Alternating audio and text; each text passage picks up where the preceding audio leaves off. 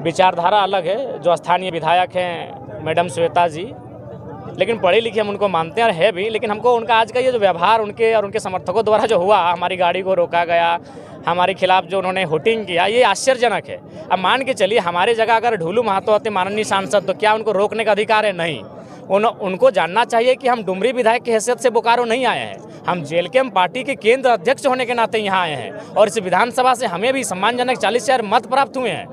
हम किसी पार्टी के केंद्र अध्यक्ष हैं, उस नाते हम यहाँ पर आए हैं विस्थापितों का दर्द जानने, लेकिन वो कह रही मेरा विधानसभा है, आप कैसे आ गए? बड़ा आश्चर्य लगा एक पढ़ी लिखी विधायक का आज इस प्रकार का व्यवहार कर रही है। हालांकि हम ईगो सेटिस्फाइड वाला नेता नहीं है।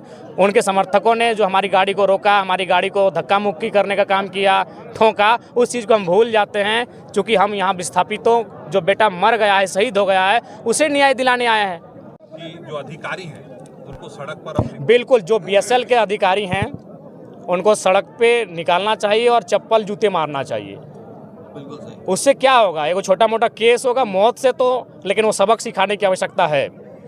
हम जब इस तरह का बयान देते हैं तो लोग बोलते हैं कि 29 साल का लड़का है, बड़बोला है, कुछ भी बोलता है, लेकिन हमको मालूम है हम जनता के बीच से उठकर गए हैं, इसीलिए हम लिपापुत्ती वाला बात नहीं करते हैं। जो स्पष्ट होता है हम कह देते हैं। मानते हैं कि विस्थापितों का अलग अलग वोट होना एक कारण है? बिल्कुल, बहुत बड़ा कारण। यही देखिए विधायक मैडम का रवैया, उनको हमको स्वागत करना चाहिए था कि जयराम बाबू आए हैं, अच्छा लगा हमको, चलिए हम लोग दोनों मिल के विस्थापन की आवाज़ को बुलंद करते हैं। लेकिन उनके द्वारा ये व्यवहार अभी रात्रि के इस समय एक माननीय विधायक के साथ बड़ा दुर्भाग्य है। बिल्कुल विधायक लोग का तो ईगो है ही, उसके बाद विस्थापितों का भी अलग अलग बैनर बनना, अलग अलग मंच बनना, अलग अलग संगठन बनना विस्थापितों की लड़ाई को कमजोर करने के बराबर है। बोकारो स्टील प्लांट के विस्थापित अप्रेंटिस संघ पर हुए पुलिस लाठीचार्ज और एक विस्थापित की मौत के बाद मामला अब और उग्र हो चुका है।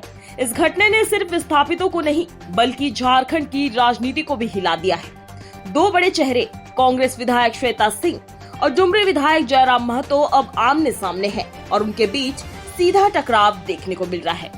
बता दें, विवाद तब शुरू हुआ जब लाठीचार्ज के विरोध में कांग्रेस विधायक श्वेता सिंह अपने समर्थकों के साथ धरने पर बैठी थी। इसी बीच डुमरी विधायक जयराम महतो वहां पहुंचे, लेकिन उनका स्वागत विरोध और हमले से हुआ।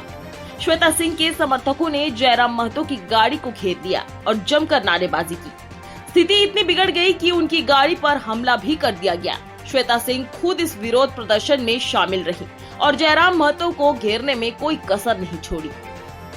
इधर जयराम महतो ने इस पूरे घटनाक्रम पर कड़ा और विवादित बयान देते हुए कहा कि बोकारो स्टील प्लांट के अधिकारियों को सड़क पर लाकर जूते चप्पल से पीटना चाहिए।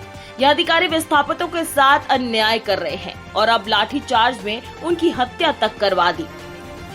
वहीं उन्होंने श्वेता सिंह पर भी हमला करते हुए कहा कि वो यहाँ अपनी पार्टी के मुखिया के तौर पर आए हैं। उनकी पार्टी को यहाँ से 40,000 वोट मिले, वो विस्थापितों की लड़ाई में उनके साथ है। लेकिन बोकारो विधायक श्वेता सिंह और उनके समर्थक ने राजनीति शुरू कर विरोध करना शुरू कर दिया। मेरे खिलाफ हुटिंग की गई और मेरी गाड़ी पर भी हमला किया गया। श्वेता सिंह को बताना चाहिए कि अगर डुल्लू महतो यहाँ आते तो क्या वे विरोध कर पाती? महतो के इस बयान ने विवाद को और भड़का दिया। कांग्रेस ने इसे अराजकता भड़काने वाला बयान बताया है। वहीं उनके समर्थकों का कहना है कि महतो सच बोल रहे हैं। इधर कांग्रेस विधायक श्वेता सिंह ने जयराम महतो पर निशाना साधते हुए कहा कि कुछ लोग यहाँ राजनीति करने आते हैं, भाषण देते हैं और फिर चले जाते हैं, लेकिन हम विस्थापितों की असली लड़ाई लड़ रहे हैं। हम किसी को भी यह मुद्दा बुनने नहीं देंगे। श्वेता सिंह ने दावा किया कि वह विस्थापितों की सच्ची नेता है और बाहरी लोग इस मामले में दखल देकर इसे राजनीतिक रंग ना दें। उन्होंने कहा कि इस संघर्ष को राजनीति का अखाड़ा नहीं बनने दिया जाएगा। देखिए, हम इसकी जवाबदेही यहाँ पे देने के लिए नहीं खड़े हुए हैं कि किस विधायक के साथ क्या हुआ है। यहाँ विधायक के अधिकार के लिए हम नहीं खड़े हैं। यहाँ मेरे बच्चे की जान गई है और हम नहीं चाहते हैं कि मेरे बोकारो में कोई राजनीति हो। जब भी आंदोलन हुआ है, नेता लोग आए हैं और हमारे लोगों को विस्थापित के साथ नेतागिरी किए हैं, फोटो खिंचवाए हैं, कैमरा में भाषण दिए हैं और यही इतिहास गवाह है। आप कैमरा पलट के देखिए, ये लाइट ऑफ करके हमारे बच्चे लोग को मारा गया था। तो कहाँ थे ये विधायक लोग?